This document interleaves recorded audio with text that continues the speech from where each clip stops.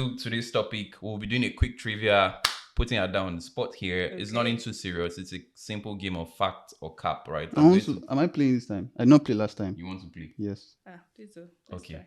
But you know you're going against the PhD holder. I beg, please. If you're ready to fail, you do realize that you've put the pressure on her, not me. I don't. Yes, you have put the pressure on me. me. It's a two-way pressure. I mean, no, it's not. If I fail, I'm like, well, I have an excuse. But she's a PhD holder. If I fail, it's like anxiety and like pant progression. I mean, if I fail, it's just like, I mean, come on now. Yeah.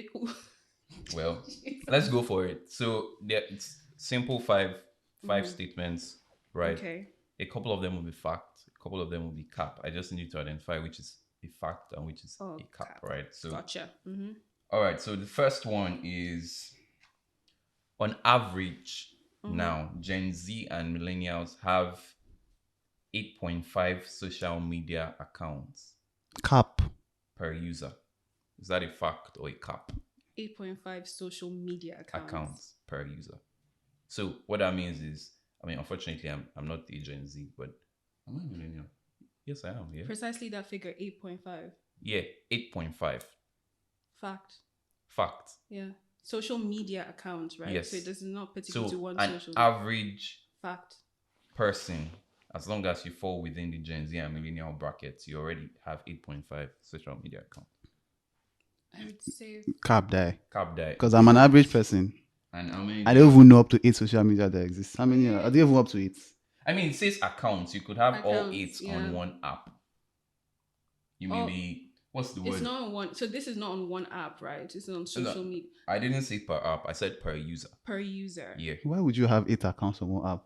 Catfish. Catfish. That's it. So different accounts. So 8.5 accounts in one particular social media platform. I don't know. I did not arrange the stats. I think it might be a fact because I'm going on different social media accounts. Okay. I still maintain my cap. Yeah. It is, drum roll, it's a fact. So, and on average, a Gen Z or a millennial will have about 8.5 media account. And the key word is average. Some will have 15, some will have 1, some will have 2. But when you average it out, it's 8.5. I think the only thing that was I'm not sure that's how they do. I'm not sure that's how they do that calculation. I think is that he has a lot of faith in humanity. Yes. Like he thinks that why would you have 15? Because, like, to be fair, it's a way to get revenue right now. It's a way to advertise your business. It's a way to do so many things. And also catfish. I'm not even going to lie. Me on Instagram now.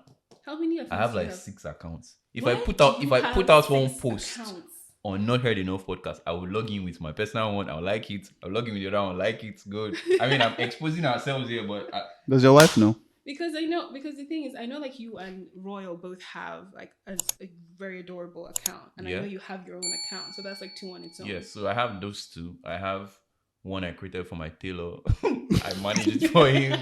I have one for my church. Yeah. I try not to, play with my church account because I no longer attend church. But I've been trying to sign out. I can't sign out, right? What else? I have one for like a business I started and failed. I mean, it failed. Maybe just closed down.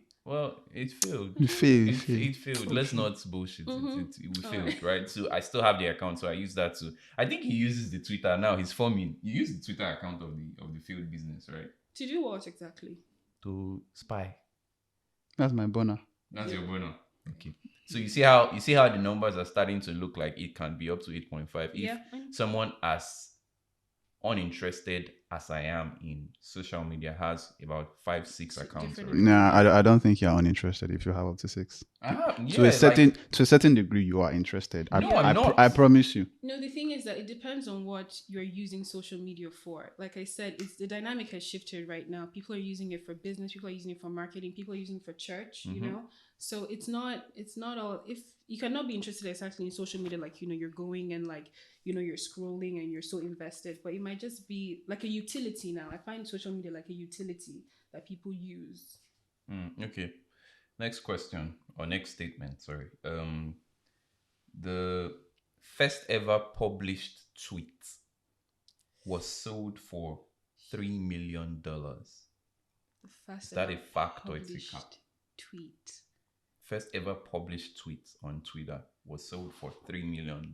Can I know what the tweet was? I don't even know. I think that's a fact. That's a fact. I think it's a fact. I know it's a fact because I think I've seen something like that before.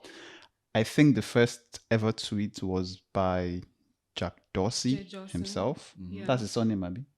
Dorsey. Jack. I know his first name is Jack. I don't know, but I know the first by Jack. But is that selling parts? I don't know. Who buy it? And again, isn't Twitter just? I'm not a social media person exactly, but isn't it there like in public? Isn't it?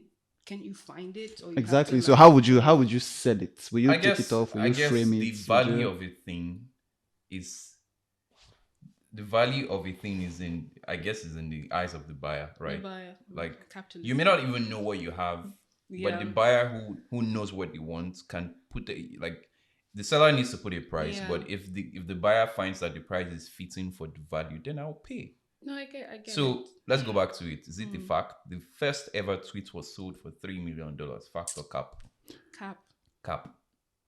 Fact. Unfortunately, this is the cap.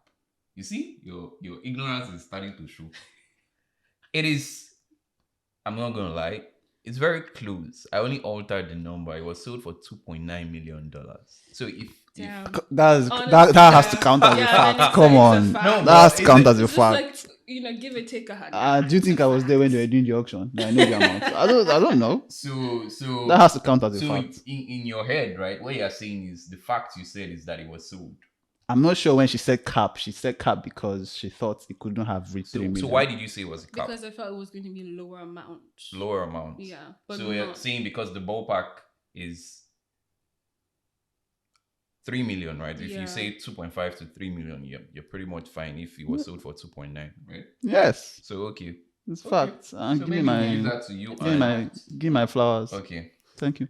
I'm just going to go into one more, and then maybe we'll have the rest later on, so we can really go into the topic as quick as we can. The last one is the most educated person on the surface of the earth has 5 PhDs, has 3 BScs and no MSc. 3 BScs and no MScs. 5 PhDs, 3 BScs and no MSc. Fact or cap? Okay. I don't know, but I'm going to take an educated guess. Mm-hmm. So, there's a misconception that people think that you need an MSc to get a PhD. Mm-hmm. It's not true. If you can actually apply, if you do quite well and you know exactly what you want to study and quite passionate about it, you can do you can do BScs and then you can then go and do a PhD. So based on that, I just feel like... Quick one. Mm-hmm. Did you move from BSc to PhD? No, I did a master's. Okay. I want to... Carol? Let me see. And this is the smartest person in the world. The most educated. The most educated person in the world. Cap? Fact or cap? Why would you need 5 PhDs? I mean, to be fair, honestly. Why? I mean, people test for knowledge. People test for... Well, I feel like 5 PhDs is too much. I mean, why? I mean, it's not too much, to be fair, because PhDs, they're like specialty degrees where you focus on one particular thing. You can have... There's this, I think it's Darren Acemoglu, is this, researcher. He wrote this book called Why Nations Failed. And he's actually quite good in physics and in other things. Mm-hmm. So it's economics and physics. So you can have a PhD in economics, have a PhD in physics, have a PhD in biology. If it's something that you do and you just study one particular thing. So it's possible for someone to... Does, what's his name? Darren Acemoglu. Yeah. Is he married? He's married. I think so, yeah. You wish to ask. Could you marry someone like that? That's 5 PhDs. Yeah. That has like this absolute drive to, study. To study, yeah. I mean, if you like the person, it's not about, what... I mean, I guess it's the commitment. Like, it's the commitment. It's, because if you're going to do a PhD, you're committed, disciplined as well. And you're actually passionate. Mm-hmm. You're actually passionate about what you're studying. Just like how people are passionate about music, are passionate about art. you don't really question someone like, why are you painting or stuff.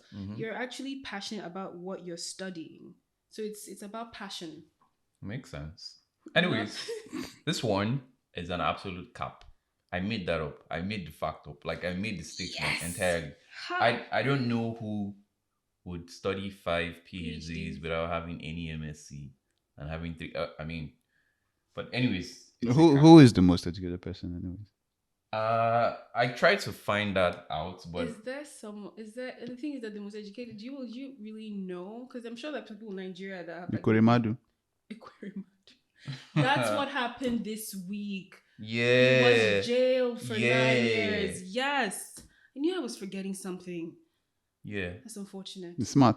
I mean. Smart about what? Smart about what? Going to jail? Oh, it has plenty book. Yeah, as in he's smart. Like he's a big book. That's what I meant. Oh, he's a big book. Like I'm sure he's academic.